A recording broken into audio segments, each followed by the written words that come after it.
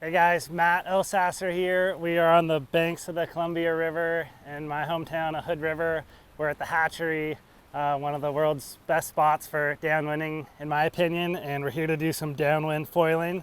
I've got my 7.0 by 20 inches, 105 liter lift board. I've got a 150 HAX front wing, a 20 Carve tail with the extender, and a 32-inch mast. This is kind of my go-to everyday setup. Can use this in most conditions. But yeah, this is everything you need to downwind SUP.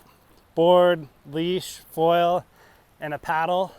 And we're gonna go ahead and get out there and give you guys a little bit of a rundown on how we do it here in the gorge. So we're gonna get down here, toss the leash on. Always wear a leash, especially when you're learning. You do not want to be losing your board. I like the competition leashes from Creatures of Leisure. It's just a 5-foot leash. It's light, stays out of the water. So we're gonna get here in just enough water. We'll flip the board over, and these downwind boards, as you can see, they're pretty long and narrow. The narrowness might freak you out at first, but the foil does provide a lot of stability underneath for you. Oh, getting into some deep water now. All right, so we're gonna flip the board over. I like to get onto my knees, do a couple paddle strokes that kind of head it in the right direction, get some stability going, and then get to my feet. You'll notice I always keep the blade of my paddle in the water. That gives me a lot of stability. So here we go, we're up on my knees, keeping the paddle in the water at all times. Now, once I pop up here, I'm gonna pop up in kind of a surf stance. Knees bent. You wanna be bending at your knees, not bending at your waist. So as you can see, I'm always keeping the blade of the paddle in the water, and I'm leaning on my toes, so I'm not falling over off my back. We're gonna get out here into the wind line a little bit.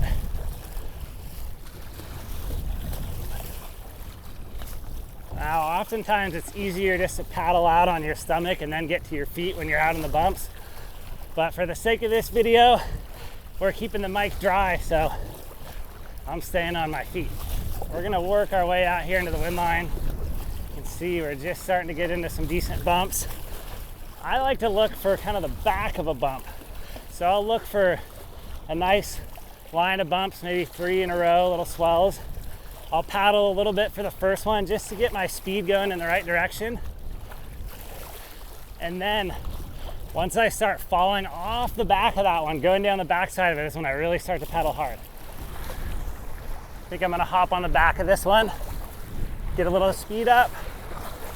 Next one's coming, dig, dig, dig. I keep paddling until I'm up to speed. Now I'm up.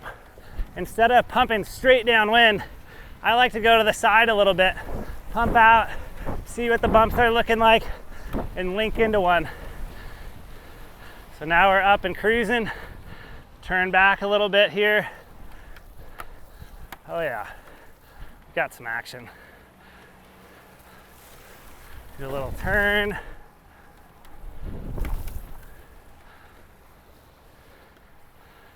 See, I'm staying at the top of these bumps, keeping my foil high, keeping my speed up.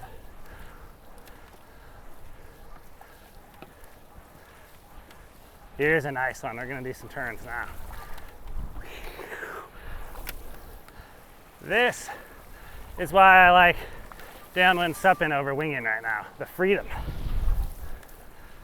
So you'll see I'm kind of staying on the top of these bumps. That's where the most of the power is. If you end up too much in the trough, you'll run out of power and you'll be going uphill, is what we call it. And that's when you run into the back of a bump. So I'm just going side to side, staying high on my foil, keeping it efficient.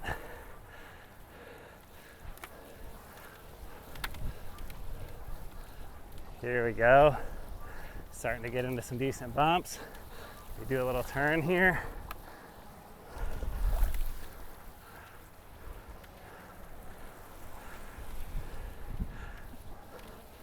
Pump forward, catch up to this next bump. Stance-wise, I like to have my back foot kind of right over the foil. I don't like a super wide stance. The narrower stance allows me to pump more efficiently. You'll see I'm on a pretty small wing, the 150, but it has so much glide that when I pump it, I can just kind of tap it like a little ollie. I'm not doing a big gorilla pump. It's just a light tap, keep your speed up, and just cruise. You know, a lot of people say, why downwind SUP foil when you can wing foil? And the answer to that is purely freedom. Not having that wing in your face, man, you can get so much more turns in, better workout. It's a little bit like surfing versus kite surfing. Winging, super fun. Downwinding, super fun, but it's tough to beat that freedom of not having a wing or a kite in your hand.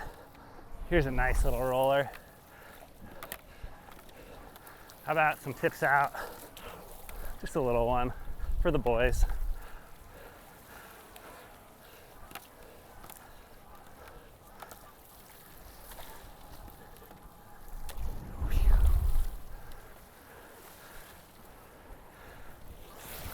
Now we're just doing a short little lap of the hatchery here today, but Hood River is the mecca because we've got downwinders of so many different lengths. A mile, 5 miles, 30 miles, you name it. We're here at the bottom of the hatch. We're gonna pump in. You'll see I'm just kind of riding these bumps to the side, staying high. And then the pump is just a light tap in the back, little ollie.